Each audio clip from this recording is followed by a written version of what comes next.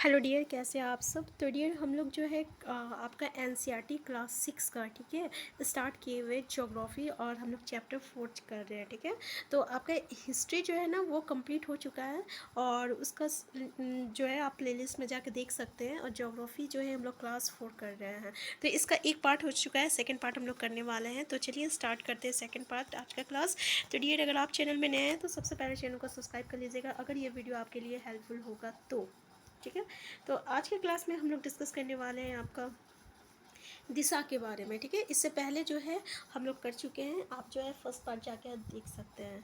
तो डियर यहाँ पे दिशा के बारे में हम लोग देखिए, इसमें ज़्यादा कुछ इम्पोर्टेंट नहीं है कि हम लोग दिशा कैसे जानते हैं। तो देखिए यहाँ पे जो आपका उत्तर पूरब उत्तर दक्षिण पूरब पश्चिम लिखा हुआ है। ठीक है, तो डियर क्या होता है ना, एक तीर का निशान होता है, एक तीर का निशान है जो कि उत्तर की ओर है। तो ये क्या दर्शा रहा, उत्तर दिशा को दर्शा रहा है। और जब हम उत्तर के बारे में जान जाते हैं ना, तो दूसरी दिशा के बारे में जैसे पूरब पश्चिम और दक्षिण, इसके बारे में भी ना बहुत आसानी से पता जो है हम लोग लगा लेते हैं। ठीक है, तो पूर्व एवं पश्चिम को जो है देखिए इस तरीके से दर्शाया गया है। यहाँ पे 4 बिंदु है, एक है आपका उत्तर दक्षिण पूरब पश्चिम। ठीक है, तो यहाँ पे डियर किस तरीके से हम लोग दर्शाते हैं तो ये तो आपको पता होगा। जैसे कि उत्तर है तो वो ऊ से हम लोग करेंगे, दक्षिण है तो द से करेंगे, पूरब है तो पू से करेंगे और पश्चिम है तो हम लोग प से करेंगे। तो इस तरीके से हम लोग पूरब पश्चिम उत्तर दक्षिण को जो है दर्शाते हैं। तो यहाँ पे कुछ ज़्यादा इंपॉर्टेंट नहीं है। ठीक है, नेक्स्ट पॉइंट है हम लोग का प्रतीक। देखिए प्रतीक क्या होता है। तो डियर यहाँ पे एक चीज़ देखिए, ये इम्पॉर्टेंट है कि दिक् सूचक क्या होता है ना, इसकी सहायता से क्या होता है, हम लोग दिशा पता लगाते हैं। तो किसकी सहायता से जो है हम लोग दिशा पता लगाते हैं, तो दिक् सूचक की सहायता से। ठीक है, ये एक तरह का यंत्र होता है जो क्या करता है, इसकी सहायता से क्या होता है कि मुख्य दिशाओं का जो है पता लगाया जा सकता है।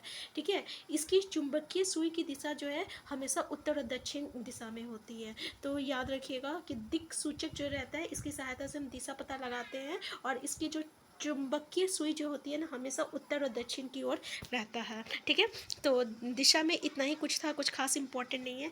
अब तीसरा है आपका प्रतीक। तो डियर प्रतीक जो होता है ना, प्रतीक मतलब चिन्ह होता है। बहुत सारे चीज़ में हम लोग चिन्हों का भी यूज़ करते हैं। जैसे कि अगर हम लोगों को भवन, सड़क, पुल, वृक्ष, रेल, इस सब को दर्शाना रहता है तो हम लोग क्या करते हैं ना, चित्र का, प्रतीक का यूज़ करते हैं। कहीं कहीं हम लोग रंग का भी यूज़ करते हैं। जैसे कि आप यहाँ पे सिंपल है, आप देख लीजिए। ठीक है, जैसे कि यहाँ पे सड़कें जो है, पक्की सड़कें हैं, कच्ची सड़कें हैं, तो पक्की सड़कें को हम लोग इस तरीके से दिखा सकते हैं, कच्ची सड़कें हैं तो उसको इस तरीके से दिखा सकते हैं। अगर ये तालाब है तो तालाब को इस तरीके से हम लोग दिखा सकते हैं। ठीक है ना, नहर है तो नहर को ऐसे दिखा सकते हैं। तो डियर इसी तरीके से जो है हम लोग यहाँ पे दिखा सकते हैं। नदी, कुआं, तालाब, ये देखिए नदी है, ये कुआं है, ये आपका तालाब है, ये नहर हो गया और ये आपका पुल हो गया। तो ये चिन्ह है। जैसे कि यहाँ पे मंदिर इस तरीके से दिखाया जाता है, गिरजाघर इस तरीके से दिखाया जाता है, मस्जिद इस तरीके से दिखाया जाता है, छतरी जो है इस तरीके से दिखाया जाता है। पोस्ट ऑफिस हम लोग इस तरीके से सिंबल से लिखते हैं। ठीक है,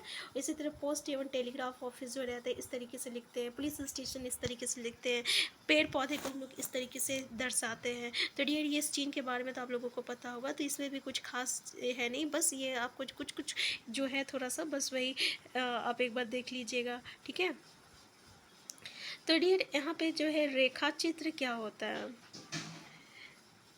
देखिए यहाँ पे जो नीला रंग का इस्तेमाल हम लोग किस लिए करते हैं, तो नीला रंग का इस्तेमाल जो रहता है हमेशा जल को दिखाने के लिए करते हैं। ठीक है, और भूरा रंग का जो रहता है ना वो पर्वत को दिखाने के लिए करते हैं, और पीला रंग जो रहता है ना वो पठार को दिखाने के लिए करते हैं, और हरा रंग जो रहता है मैदान को दिखाने के लिए करते हैं। ये थोड़ा सा है, बस इसको एक बार देख लीजिएगा।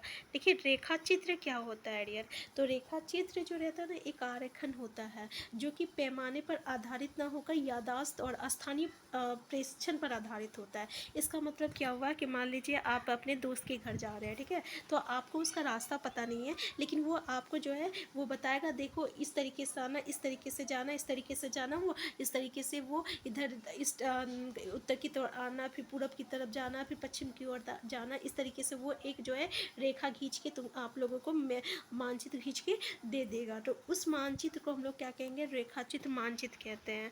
समझ में आ गया, मतलब कि कि अगर हम किसी से किसी की पता पूछते हैं और वो जो है मानचित्र खींच के बताता है कि इधर जाना फिर उधर जाना फिर इधर आना, इस तरीके से अगर वो बताता है तो वो क्या कहलाएगा, आपका रेखाचित्र मानचित्र कहलाएगा। ठीक है। यहाँ पे डियर एक है आपका खाका क्या होता है।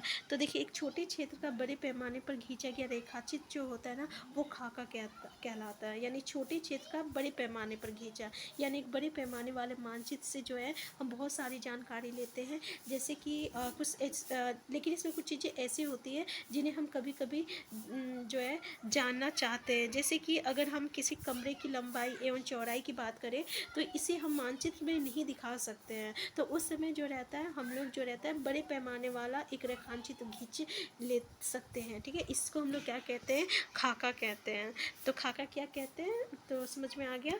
तो डियर इस चैप्टर में कुछ खास इंपॉर्टेंट नहीं था, तो इसको हम एक साथ जो है इसका वीडियो जो है अपलोड कर देंगे। तो इसमें टेंशन लेने का चीज़ नहीं है, बस एक आध दो लाइन इंपॉर्टेंट था जो कि आपको जानना ज़रूरी था। तो नेक्स्ट चैप्टर में हम फिर मिलते हैं। अगर आप चैनल में नए हैं तो चैनल को सब्सक्राइब कर लीजिएगा। ठीक है।